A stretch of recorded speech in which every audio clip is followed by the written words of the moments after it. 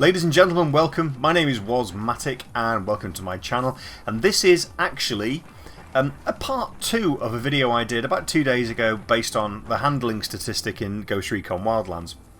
If you haven't seen that video, click on the link at the top right hand side of your page now, on the top right hand side of this video.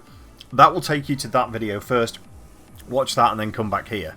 For those of you that have watched the handling statistic, this is a bit that I missed. So a long-term subscriber of mine sent me a message having watched this and said, "Oi, you've kind of missed a bit here. What about hip fire?" And it was something I intended to put in and I completely forgot because I play only aiming down the sight, and so completely didn't even think that anyone would be playing with hipfire, but it's absolutely spot on, so I apologise for that. This video is to rectify that mistake, my mistake, so I'm sorry.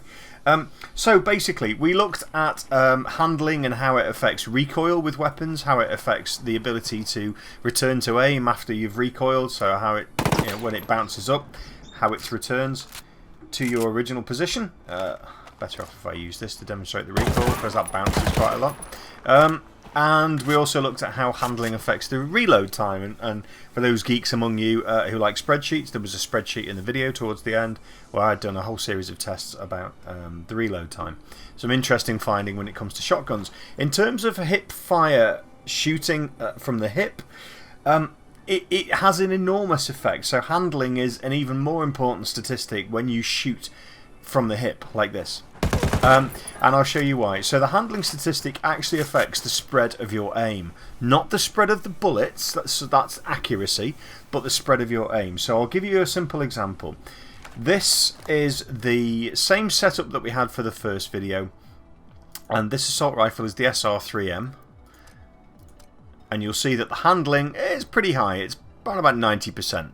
And then we've got the Mark 17, which is an assault rifle again, and the handling on that is probably 2% if we're lucky.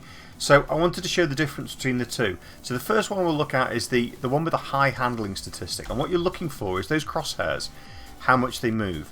So let's start off with me running, so you can see the crosshairs move. Crosshairs move. Put my teeth in. Crosshairs move quite a lot. If I then start to move my aim around, you'll see the spread gets wider, and if I start to strafe and move my aim around, that is about as wide as it will go. Handling is the statistic. My goodness, I can't speak today. Handling is the statistic which affects the spread of those crosshairs. So if you are shooting from the hip like that, you're okay. If you're shooting from the hip and moving, just aiming, then it's slightly more difficult. If you're shooting from the hip and aiming and moving and strafing, it starts to become incredibly inaccurate. Compare that to the Mark 17. You can see straight away, just running, you've got a big spread.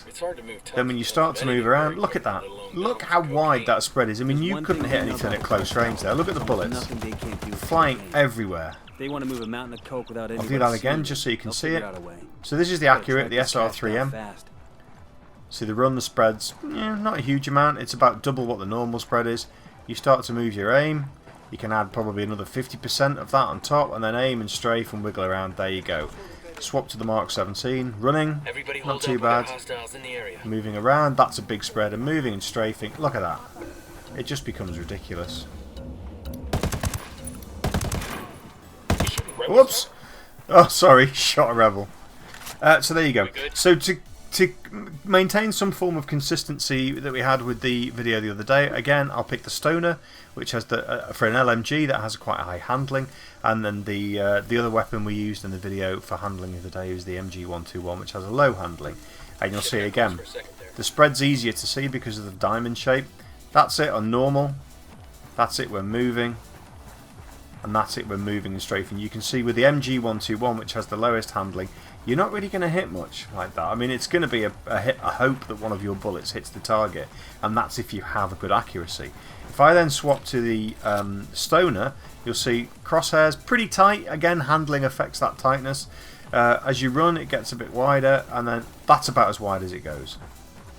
So if I keep doing that and swap to the MG121, you can see, whoa, look at that. That goes incredibly wide, and that is simply down to the handling statistic. Now accuracy I'm going to look at in another video will have an impact upon the bullet spread, but the bullet spread when you fire. So you can see that I'm standing still, but I'm firing. So I stand still and fire, and you can see the spread gets bigger. That's your accuracy, that's not your handling. But in terms of movement, that's your handling there. Until you start firing. If you start firing, then you're putting accuracy on top. Look at that.